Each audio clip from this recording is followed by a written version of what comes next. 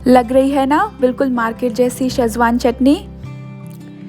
बिल्कुल रेड गाढ़ी तीखी वाली चटनी, और बनाने में भी बहुत ही आसान है। Welcome to Sangeeta's home cooking. Schezwan chutney बनाने के लिए मैंने यहाँ ये जो रेगुलर ड्राई रेड चिलीज़ होती हैं वही यूज़ की हैं, जो हमें इजीली किसी भी किराने वाली दुकान पर मिल जाती हैं। मैंने यहाँ कश्मीरी रेड चिलीज़ यूज़ नहीं की हैं। अगर आपको वो मिल जाती हैं तो बहुत ही अच्छा है, अदरवाइज़ इनसे भी बहुत बढ़िया चटनी बन जाती है। जब ये चिलीज़ हम लेकर आते हैं तो ये थोड़ी सी इन पर हल्की हल्की धूल लगी होती है, तो इस तरह मैं कपड़े से हल्का हल्का उसे पोंछ रही हूँ, जिससे वो थोड़ी सी जो ऊपर चढ़ी हुई धूल है वो थोड़ी साफ़ हो जाए। और उसके बाद ये इस तरह से इसके ऊपर वाली जो डंडी होती है इसे निकाल देंगे और इसे बीच में से तोड़कर इसे डीसीड कर लेंगे। बहुत ज़्यादा पूरी तरह से डीसीड करने की ज़रूरत नहीं है, बस इजीली जितने सीड्स बाहर आ जाते हैं उतना बहुत है। इससे क्या होता है कि कश्मीरी रेड चिलीज़ तो बहुत ज़्यादा तीखी नहीं होती हैं, तो उनसे बिल्कुल तीखी चटनी नहीं बनती है। लेकिन ये जो रेगुलर ड्राई चिलीज़ होती हैं ये एज़ कंपैरिजन थोड़ी सी ज़्यादा तीखी होती हैं, तो इस तरह से सीड्स निकाल लेना बेहतर रहता है। मेरी वाली जो ड्राई रेड चिलीज़ हैं वो बिल्कुल एवरेज तीखेपन वाली हैं, मतलब बहुत ज़्यादा तीखी नहीं है। तो आप ध्यान दें कि आप भी इसी तरह की चिलीज़ चूज़ करें। और अगर कश्मीरी रेड चिलीज़ चूज़ करते हैं, आपको मिल जाती हैं, तो बहुत ही अच्छा है। मैंने यहाँ 125 ग्राम रेड चिलीज़ यूज़ की हैं। तो ये देखिए इस तरह से मैंने सारी जो अपनी चिलीज़ हैं उन्हें डीसीड कर लिया है और इन्हें एक बोल में डाल लिया है। अब हम इन्हें क्या है अच्छे से पहले बॉईल करेंगे और उसके बाद चटनी बनाएंगे। यहाँ मैंने एक सॉस पैन ले लिया है और इसमें मैं 2 ग्लास पानी ऐड कर दूँगी। चिलीज़ को बॉईल करने का रीज़न एक्चुअली ये है कि इससे जो चिलीज़ हैं वो बिल्कुल सॉफ़्ट हो जाती हैं बॉईल होकर, और जब हम चटनी पीसते हैं तो बहुत ही बढ़िया चटनी पिसती है। तो जब पानी में हल्का सा बॉईल आ जाए हम ये सारी रेड चिलीज़ सॉस पैन में डाल देंगे। आप चाहे तो कढ़ाई में बना लें, कुकर में भी आप चाहे तो 2 सीटी लगा सकते हैं, लेकिन कुकर में सीटी लगाने से बहुत ही मिर्ची की जो तेज़ धांस है वो सब किचन में फैल जाती है, इसलिए आई प्रेफर कि मैं इसे कढ़ाई या सॉस पैन में ही बनाऊं। तो इसे ढक देंगे और 10 से 12 मिनट के लिए मीडियम फ्लेम पर हम इसे बॉईल होने देंगे। आफ्टर 10 मिनट से देखिए हमारी जो चिलीज़ है वो बिल्कुल अच्छे से बॉईल हो गई हैं, दिखने में ही लग रहा है बिल्कुल सॉफ्ट हो गई हैं और ज़्यादा रेड हो गई हैं। तो इन्हें हम अच्छे से पहले निकाल लेंगे। ये देखिए बिल्कुल अच्छे से बॉईल हो गई हैं और बहुत इजीली टूट रही हैं, तो ये रेडी हो गई हैं। अपनी चिलीज़ को हम पहले ठंडा होने देंगे और उसके बाद इसे मिक्सी में पीसेंगे। ध्यान रहे कि पहले जो चिलीज़ हैं वो ठंडी हो जाएं और उसके बाद ही आप मिक्सी में डाल लें। मुझे यहाँ थोड़ी जल्दी थी इसलिए मैं इसे अभी पीस रही हूँ। अगर आप भी जल्दी में हैं और आपको भी जल्दी में पीसना है तो आप टॉवल से अपने जार को, मिक्सी के जार को कवर करके उसके बाद पीसें, लेकिन कोशिश करके इसे ठंडा ही होने दें, वही ज़्यादा बेहतर है। तो सारी चिलीज़ को इस तरह से मिक्सी के जार में ट्रांसफ़र कर लेंगे और इसे मिक्सी में चला लेंगे। और ये देखिए मैंने पीस लिया है। हमें बिल्कुल ज़्यादा फ़ाइन पेस्ट नहीं करना है क्योंकि हम शेज़वान चटनी बना रहे हैं।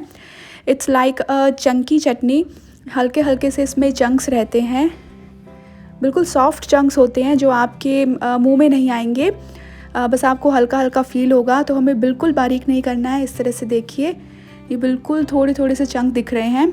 इसी तरह हमें अपनी चटनी को पीसना है।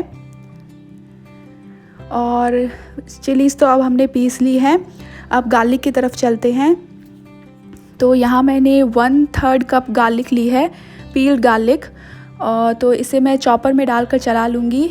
और साथ ही एक टुकड़ा अदरक का, उसे भी काट कर चॉपर में डाल लिया है और इन सबको चॉपर में चला लूँगी। ये देखिए बिल्कुल बारीक इस तरह से कट गई थी। और अब एक कढ़ाई में हम 3/4 कप ऑयल डालेंगे। इसमें ऑयल काफ़ी अच्छा जाता है। और ऊपर से डालेंगे हमारा गार्लिक और अदरक जो हमने बिल्कुल बारीक चॉप कर लिया था। इसे हम मीडियम फ्लेम पर फ्राई करेंगे। बहुत ज़्यादा हमें गार्लिक को ब्राउन नहीं करने देना है। और डाल देंगे 1/4 कप जो कोरिएंडर की, धनिया की जो स्टेम होती है, जो डंडियाँ होती है, उन्हें मैंने बारीक बारीक काट लिया है और उसे इसमें डाल दिया है। इसे भी साथ में हम भूनते जाएंगे। मीडियम फ्लेम पर कुछ देर इन्हें भूनने के बाद हम डाल देंगे हमारा चिली पेस्ट जो हमने पीस कर तैयार किया था।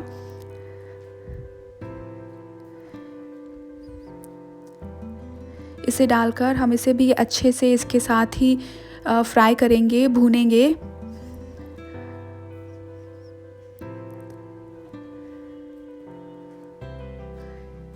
ये चटनी बहुत ही बढ़िया बनती है और ना सिर्फ आपके सिंपल से खाने को कॉम्प्लीमेंट करती है, इनफैक्ट आप इससे और भी बहुत सी कई सारे डिशेस बना सकते हैं।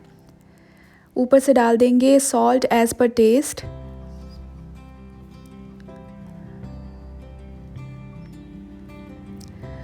दो टेबलस्पून विनेगर से इसमें खटास भी आती है और इसकी जो प्रिजर्वेशन पावर है वो भी बढ़ जाती है। 1 टीस्पून सोया सॉस और 1 टेबलस्पून शुगर भी मैंने ऐड कर दिए हैं जो इसके टेस्ट को इंक्रीज़ करेंगे। शुगर एक्चुअली जो खटास है उसे बैलेंस करेगी और सोया सॉस इसके टेस्ट को और ज़्यादा बढ़ाएगी।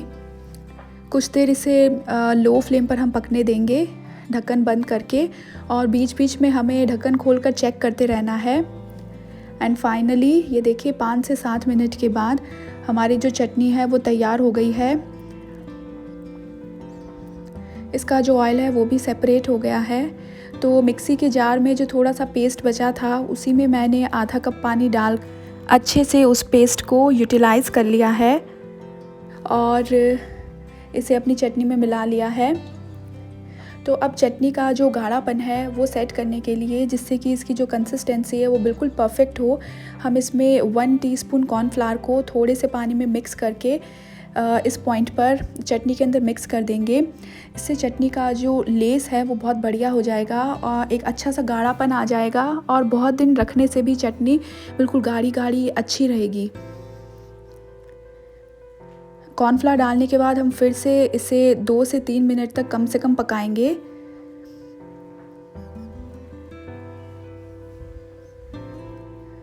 फिर से ढक्कन लगा देंगे और इसे 2 से 3 मिनट पकने देंगे।